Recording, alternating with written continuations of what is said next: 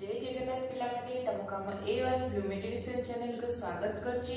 तो देखो आज हम षष्ठ श्रेणी रो गणित प्रकाश बही रो चतुर्थ अध्याय पढ़िबा। तो कोन अछि ना तथ्य उपस्थापन और परिचालना। ताहले तथ्य उपस्थापन और परिचालना पढ़िया हमकु जानियार अछि कोन ना तथ्य कोन। ताहले देखो तथ्य रो कोन संज्ञा लिखा हिछि ना जे कोनोसी घटना संख्या माप पर्यवेक्षण बा वस्तु मानकर कोनोसी वर्णना समूहरु जेउ विषय रे सूचना मिली थाए माने कोन कहिला ना कोनोसी घटना हेउ बा कोनोसी संख्या हेउ बा कोनोसी माप हेउ बा कोनोसी पर्यवेक्षण हेउ जहा द्वारा कोन हिताए कहते ना ए सब वर्णना समूह रो हमकु कोन कोनोसी विषय रे सूचना मिली थाए ताकू कोन कहिथौ ताकू हमें तथ्य कहिथौ ना जेमिति मु उदाहरण नेबी उदाहरण कहबी तम स्कूल रे कह होइची ना तम श्रेणी शिक्षक तुमको पचारिबे सब पिला मानकु पचारिबे कि तुम मानकर कोन तुम मानकर केउ रंग पसंद अछि। तो तम स्कूल रे मु कहबी 5 जण पिला अछंती।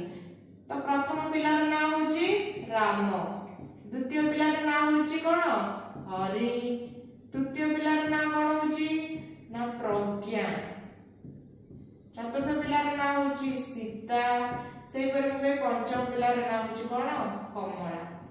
तो तुम श्रेणी शिक्षक पचारिले ए 5 जण पिला को पचारिले कि तुमर प्रिय रंग कोन माने तुमको केउ रंग पसंद आसे। राम कहला मते नाली रंग पसंद आसे, से पर हरि कहबो मते नील रंग पसंद आसे, प्रज्ञा कहबो मते कोन मते गोलापी रंग पसंद आसे, से पर सीता कहबो कि मते कला रंग पसंद आसे एवं कमला को कहबो कि ताकू कमला रंग पसंद आसे कहबो ना नहीं। तो ए पटरे मु रंग लिखिली ए पटरे मु कोन लिखिली ना पिलांको नाम। तो देखो हमकु कोन हम एठी कोन प्रत्येक पिलांकर जोटा प्रिय रंग हम सेटा जानिले एवं सब पिलांकर तांकर रंग गुडी को तांको साइड रे लिखिले एपटर पिलांकर नाम लिखिले कोन पिला मानको जे रंग पसंद सेटा लिखिले। ताहाले एठी देखो कोन हला हमकु पिलांक नाम विषय रे किछ तथ्य मिला एवं तांको केउ रंग पसंद ताहार मध्य तथ्य मिला। ताहाले एथरु कोन हला ना हमकु कि पिलांकर रंग विषय रे कोन हला ना गोटिए तथ्य मिलिला। बुझेला तथ्य कोन नामकु कोन कोनसी घटना कोनसी संख्या माप वा पर्यवेक्षण वा वस्तु मानकर वर्णना समूहरु जेउ विषय सूचना मिलिते ताकू कोन कहे ना तथ्य कहे। उदाहरण आमे कोन ले पिला को नाम नेले एपटरे पिला को केउ रंग पसंद सेटार तथ्य नेले। तापरे देखो तमरा 4.1 रे कोन कहला ना तथ्य संग्रह एवं संगठित ताकू कोन कहला ना सज्जीकरण। सज्जीकरण माने कोन हम जे तथ्य गुडे पाइथबा ताकू कोन करबा ना सजाई की रखिबा। ताले कोन लिखा है देखो तथ्य को संग्रह करिबा परे ताहाकू सठिक भाबरे सजाई रखिबा आवश्यक जहा द्वारा कोन हिते ना हमें सहज रे कोनोसी सिद्धांत रे पहुंची पाइबा। देखो तमरा उदाहरण एठी पिला का नाम नियाई छि खेलर नाम नियाई छि तुम विद्यालय रे पिला को सब पचराला कि तुमे माने केउ खेल खेलिबो। तो देखो एठी तुमर किछि पिला का नाम लिखा छि मोहन, कविता, आनंद, अर्चना, आरती और तारा। ताको पचराला कि तुमे माने केउ खेल पसंद करछ। मोहन कहबो मु कहि केउ खेल ना क्रिकेट पसंद करे, कविता कहबो कोन कहबो मु पुच्ची खेलबा पई पसंद करे, से पर आनंद कहबो मु कबड्डी खेलबा पई पसंद करे, अर्चना कोन कहबो अर्चना से कहबो कि मु पुच्ची खेलबा पई पसंद करे, आरती कहबो कि मु फुटबॉल खेलबा पई पसंद करे, तारा कहबो कि मु हॉकी खेलबा पई पसंद करे। तो जे पिला गुडे सब खेलर नाम कहले किंतु आमे केमिति जानिबा आमे तो तथ्य गुडे जानि देले ना किंतु आमे तथ्य गुडे को जदी एही बळे भाबे सजाई के न रखिबा देखो एडा को आमे सज्जीकरण करी लिखिजे जदी एही बळे सजाई के न रखिबा तले आमे कोनसे सिद्धांत रे पहुंची परिबा कि देखो को पिला केउ खेल पसंद करे आमे सेटा जानि परिबा कि जानि परिबा नै। सेथि पई कोन करिबु आमे तथ्य संग्रह करि सला पारे ताको सज्जीकरण करी लिखुछु। देखो एही सज्जीकरण कला पर हमको सुविधा होउछ ना नै आमे जानि परछु मोहन क्रिकेट पसंद करे, कविता पुच्ची पसंद करे, आनंद कबड्डी, अर्चना कोन अर्चना कदे पुच्ची खेलबा पई पसंद करे, आरती फुटबॉल खेलबा पई ଏବଂ ତାରା ହକି ଖେଳିବା ପାଇଁ ପସନ୍ଦ କରେ। ତାହେଲେ କ'ଣ ତଥ୍ୟ ସଂଗ୍ରହ କରିବା ପରେ ତାକୁ ସଂଗଠିତ କରିବା ବା ସଜ୍ଜୀକରଣ କରିବା ଆବଶ୍ୟକ। ତାପରେ ଦେଖ ପିଲେ ତମର ଆସ ବୁଝିବାରେ ଗୋଟେ ପ୍ରଶ୍ନ ଦେଇଛି। କ'ଣ ଦେଇଛି ନା ନରେଶ ଓ ନମିତାଙ୍କ ସହପାଠୀଙ୍କ ମଧ୍ୟରେ ସବୁଠାରୁ ପ୍ରିୟ ଖେଳ ଜାଣିବା ପାଇଁ ତୁମେ କ'ଣ କରିବ?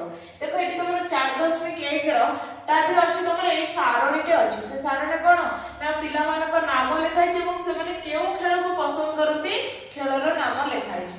ତ ଏଇ ଯୋଉ ଖେଳର ନାମ ସବୁ ଲେଖା ଯାଇଛି ତାହେଲେ ଆମେ କେମିତି ଜାଣିବା କି ସହପାଠୀ ଯୋଉ ଥିଲେ ନରେଶ ଓ ନମିତାଙ୍କ ସହପାଠୀ ଥିଲେ ତାଙ୍କ ଭିତରୁ ସବୁଠାରୁ ପ୍ରିୟ ଖେଳ କେମିତି ଆମେ ଜାଣିବା? ଆମେ କ'ଣ କରିବା ଦେଖ ଆମେ ଲେଖିବା ପ୍ରଥମେ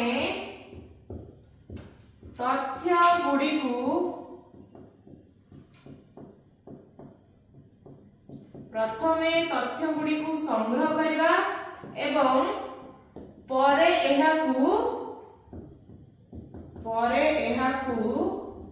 ସଜାଇ ରଖିଲେ ଆମେ ସବୁଠାରୁ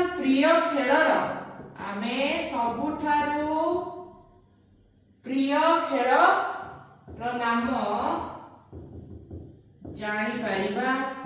କେମିତି ଜାଣିପାରିବା?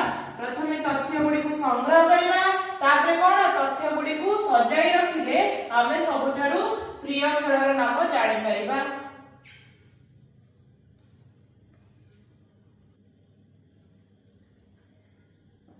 ତାପରେ ଦେଖ 2 ନମ୍ବରରେ କ'ଣ କହିଲା ନା ସେମାନଙ୍କ ଶ୍ରେଣୀରେ ସବୁଠାରୁ ଲୋକପ୍ରିୟ ଖେଳର ନାମ କ'ଣ? ତାହେଲେ କ'ଣ ଥିଲା ତାଙ୍କ ଲୋକପ୍ରିୟ ଖେଳର ନାମ? ଦେଖ ଏଠି କ'ଣ ଦେଖ ଏଠି ହକି ସବୁଠାରୁ ଅଧିକ ଅଛି ନା ନାହିଁ? ଗଣିବା କେତେ ଥର ଅଛି? ଏଠି ଥରେ 2 ଥର 3 ଥର 4 ଥର 5 ଥର 6 ଥର 7 ଥର ଏବଂ 8 ଥର। ଦେଖ 8 ଥର ହକି ଅଛି ସର୍ବାଧିକ। ତାହେଲେ କ'ଣ ହେବ ଲୋକପ୍ରିୟ ଖେଳର ନାମ? ହକି ହେବ। ତାହେଲେ କ'ଣ ଲେଖିବା? ସେମାନଙ୍କ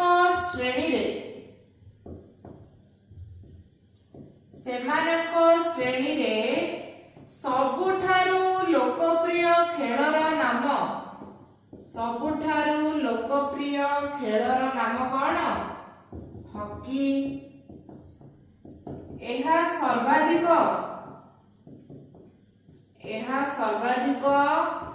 8 ଜଣ ପିଲାଙ୍କର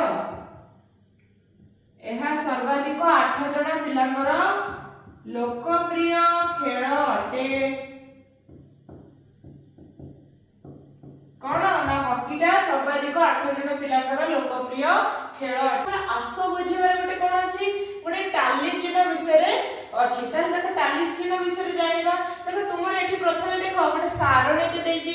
ତ ସେ ସାରଣୀ ତୁମର ମିଠାର ନାମ ଦେଇଛି, ଟାଲି ଚିହ୍ନ ଦେଇଛି ଏବଂ ଶିକ୍ଷାର୍ଥୀଙ୍କ ସଂଖ୍ୟା ଦେଇଛି, ମାନେ କିଏ କେତୋଟି ମିଠା ଖାଇଥିଲେ। ଦେଖ ପ୍ରଥମେ ମିଠାର ନାମରେ କ'ଣ ଅଛି? ଜିଲାପି ଅଛି। ତାହେଲେ ଦେଖ ଜିଲାପିରେ ଏଠି ଟାଲି ଚିହ୍ନ ମାନେ କ'ଣ ଏଇଭଳି ଯୋଉ ଗାର ପଡିଥିବ। ତାହେଲେ ଦେଖ ଏଠି ଟାଲି ଚିହ୍ନରୁ ଆମେ କେମିତି ଜାଣିବା ଶିକ୍ଷାର୍ଥୀଙ୍କ ସଂଖ୍ୟା? ଦେଖ ପ୍ରଥମେ ଇଏ ଗୋଟେ ଗାର 2ଟି, ଇଏ ଗୋଟେ ଗାର 3ଟି, ଇଏ ଗୋଟେ ଗାର 4ଟି ଏବଂ ତା ଉପରେ ଗୋଟେ ଗାର ରହିଛି ହେଲା କେତେ? 5ଟି। 5ଟି ପରେ ପୁଣି ଏଠି ଗୋଟେ ଗାର ଅଛି ତା ମାନେ 6ଟି। ତାହେଲେ ଜିଲାପି କେତେ ଜଣ ଖାଇଥିଲେ ଶିକ୍ଷାର୍ଥୀ? ନା 6 ଜଣ ଖାଇଥିଲେ। ଆମେ ଏଇ ଟାଲି ଚିହ୍ନରୁ ଶିକ୍ଷାର୍ଥୀଙ୍କ ସଂଖ୍ୟା ଜାଣି ପାରୁଛେ। ସେଇଭଳି ଗୁଲାବ ଜାମୁନରେ ଦେଖ କେତୋଟି ଅଛି? 1 2 3 4 5ଟା 6ଟା 7ଟା 8ଟା 9ଟା। ତାହେଲେ 9ଟି ଲେଖା ହେଲା। ସେଇପରି ଛେନା ଗଜା ଦେଖ କେତୋଟି ଅଛି? ଏଠି ଅଛି ତୁମର 5ଟି, ଏଠି ଅଛି ତୁମର 5ଟି 10ଟି, ତାପରେ ଏଠି ଅଛି 3ଟି। କେତୋଟି ହେଲା? 13ଟି। ତାହେଲେ ଶିକ୍ଷାର୍ଥୀଙ୍କ ସଂଖ୍ୟା କେତେ? 13। ସେଇଭଳି ବର୍ଫି କେତେ ଜଣ ଖାଇଥିଲେ? ଏଠି 3ଟି ଗାର ଅଛି ମାନେ 3 ଜଣ। ସେଇପରି ରସଗୋଲା ଦେଖ ଏଠି ଅଛି ତୁମର 5, ତାପରେ ଏଠି ଅଛି 2ଟି ଗାର, ତାହେଲେ କେତେ ହେଲା? 7ଟି। ବୁଝିଲେ? ତୁମେ ଟାଲି ଚିହ୍ନରୁ ଏଇଭଳି ଭାବେ ଗଣିକି ସଂଖ୍ୟା ଗୁଡ଼ିକ ଲେଖିବ। ତ ଦେଖ ତୁମର ଫାର୍ଷ୍ଟ ପ୍ରଶ୍ନ କ'ଣ ପଚାରିଛି ନା କେତେ ଜଣ ଶିକ୍ଷାର୍ଥୀ ଜିଲାପି ବାଛିଥିଲେ? କେତେ ଜଣ ବାଛିଥିଲେ? ନା 6 ଜଣ ବାଛିଥିଲେ। ତାହେଲେ ଆମେ ଏଠି ଲେଖିଲେ 6। ସେଇପରି ପଚାରିଛି କେତେ ଜଣ ଶିକ୍ଷାର୍ଥୀ ବର୍ଫି ବାଛିଥିଲେ? କେତେ ଜଣ ବାଛିଥିଲେ? ନା 3 ଜଣ ବାଛିଥିଲେ। ତାହେଲେ ଏଠି ଲେଖିବା 3 ଜଣ। ସେଇପରି ପଚାରିଛି କେତେ ଜଣ ଶିକ୍ଷାର୍ଥୀ ଛେନା ଗଜା ବାଛିଥିଲେ? କେତେ ଜଣ? ନା 13 ଜଣ ବାଛିଥିଲେ ନା ନାହିଁ? ଏଠି ଲେଖିବା 13। ତାପରେ ଦେଖ ତୁମର ପୁଣି ପ୍ରଶ୍ନ ପଚାରିଲେ କେତେ ଜଣ ଶିକ୍ଷାର୍ଥୀ ରସଗୋଲା ବାଛିଥିଲେ? କେତେ ଜଣ ବାଛିଥିଲେ ରସଗୋଲା? ନା 7 ଜଣ। ତାହେଲେ ଏଠି କେତେ ଲେଖିବା? 7।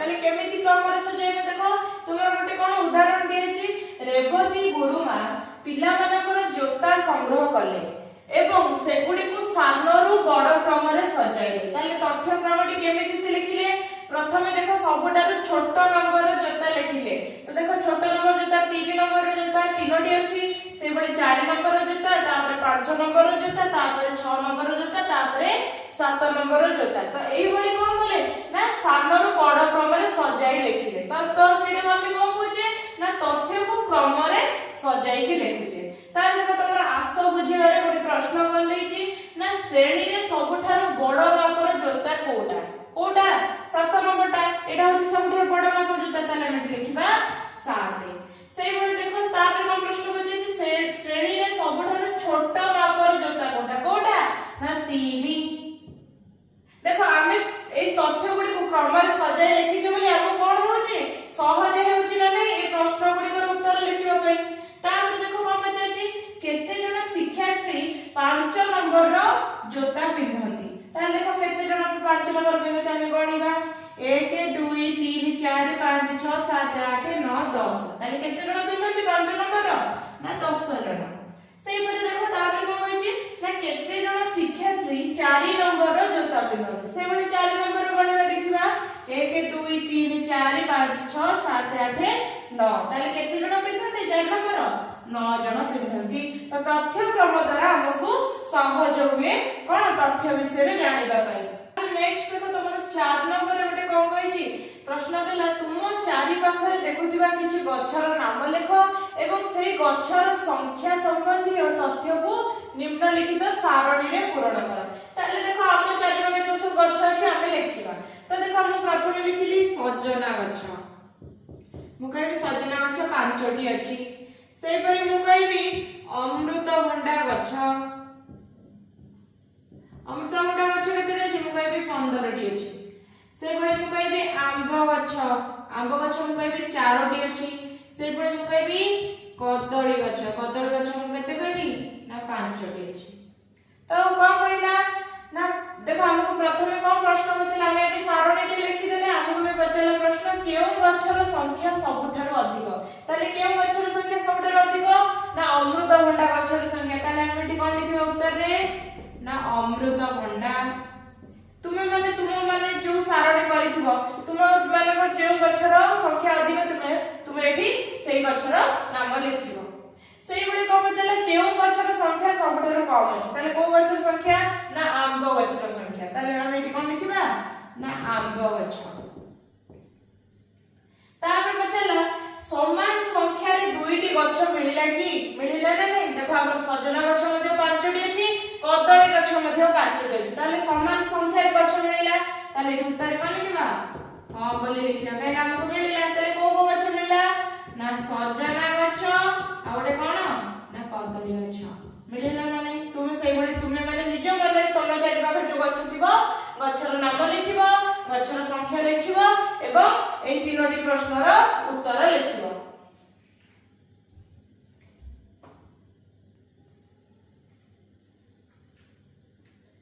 तापर नेक्स्ट देखो तमरो 4.2 रे कोन अछि ना चित्र लेख ताले चित्र लेख कोन ना तथ्य को संख्या रे न लिखि चित्र बा अन्य उपाय रे उपस्थापन करिबा को कोन कहजे ना चित्र लेख कहजे हमें कोन जो तथ्य गुडी को नेउतले हमें ताको संख्या रे परिप्रकाश करतले हमें संख्या रे न लिखि हमें कोन करबा चित्र माध्यम रे उपस्थापन करिबा ताको कोन कहजे ना चित्र लेख ता देखो एठी कोन तुमर गोटे देखो एठी तुमर गोटे सारणटे करछि एठी कोन लिखा हैछि गमन करिवार माध्यम माने तुम घरु विद्यालय को जिबार बा गमन करिवार माध्यम एपटे कोन अछि ना शिक्षार्थी को संख्या देखो शिक्षार्थी को संख्या को से कोन गोटे चित्र लेख द्वारा नेछि संख्या गुडी को न लिखि चित्र लेख माध्यम रे नेछि ताले देखो प्रथमे अछि कार तो कार को मु केते जण शिक्षार्थी जानते देखो एठी चित्र लेख माध्यम रे हमें कोन एठी देखो गोटिए दुईटी तीनोटी चारिटी चित्र अछि माने केतोटी शिक्षार्थी को संख्या हबो 4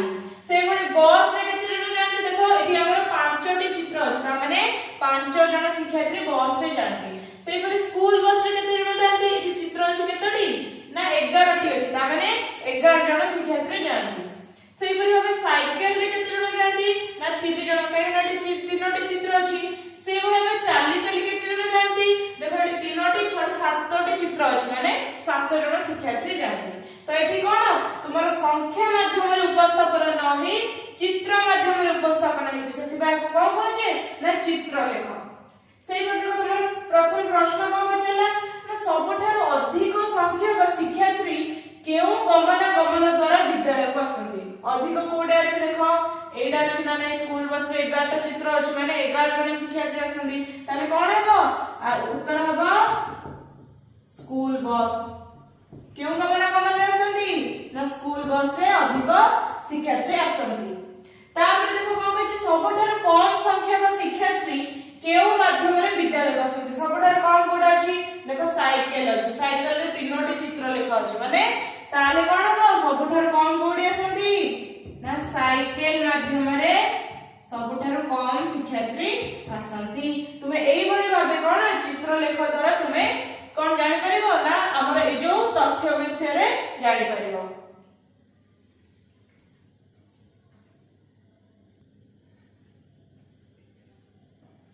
तापर देखो तमरो गोटे चित्रलेखर गोटे उदाहरण देला कोन कहला ना पिला माने राती रे अति कम रे 2 घंटा सुअंती कि नै ता विषय गोटे कोन चित्रलेख माध्यम रे दर्शै छि। ता देखो पिला को मत अनुसार कोन अछि ना सब राती रे बा बेळे बेळे बा केबे नहे। ता देखो सब राती रे केते अछि शिक्षार्थी को संख्या देखो एठी तमर जो संकेत अछि एठी गोटे त्रिभुजर संकेत दिया छि।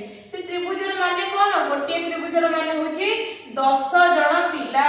सेही बेले तमर जो सब राती रे शिक्षार्थी को संख्या देखो 5टी चिन्ह अछि अछि ना नै ता माने जदी गोटे त्रिभुजर हेले 10 जण पिला ताले 5टी त्रिभुज अछि माने एठी केते हबो 50 जण पिला। सेही बेले तमे एठी बेळे बेळे अछि बेळे बेळे एठी कोन अछि देखो 2टी त्रिभुज अछि आ गोटे कोन आधा त्रिभुज अछि माने कोन 2टी त्रिभुज अछि केते 20 जण पिला जेहेतु गोटे त्रिभुज अछि 10 ताले 2टी त्रिभुज अछि 20 जण एटा अछि आधा माने 5 जण ताले हेले केते 25 जण। से बळी केबे नहे कोन अछि ना 4टी त्रिभुज अछि ता माने कोन 40 जण पिला। ताले देखो कोन प्रश्न पचला सब राती रे अति कम रे 2 घंटा सोउथिबा पिला को संख्या केते? सब राती रे अति कम रे केते पिला सोउचंती हमर 5टी चित्र देछि ता माने हम कोन जाने गोटे चित्र जेहेतु 10 जण ताले 5टी चित्र पई 50 जण ताले एठी कोन हेबो ना 50 जण पिला। सेही परे देखो तापर 2 नंबर कोन प्रश्न कहिछि ना केते जण पिला बेळे बेळे राती रे अति कम रे 2 घंटा सोउथिले? बेळे बेळे रे केते जण थिले ना 2टी चित्र देछि आ गोटे आधा चित्र देछि माने कोन इठी होछि हमर 10 इ होछि 10 जण 20 जण आ इठी आधा माने 5 ताले ले केते ना 25 जण। इठी केते लिखिबा 25 जण। तापर कोन प्रश्न पछाछि केते जण पिला 9 घंटा रु कम समय सोउथिले? 9 घंटा रु कम समय सोउथिले माने कोन केबे नहे। ताले केबे नहे रे कोन अछि शिक्षार्थी को संख्या ना हमर 4टी चित्र अछि जदी गोटे चित्र रो होछि 10 जण पिला ताले 4टी चित्र पय केते हबो 40 जण पिला। ताले एठी केते हबो ना 40 जण पिला। बुझियला।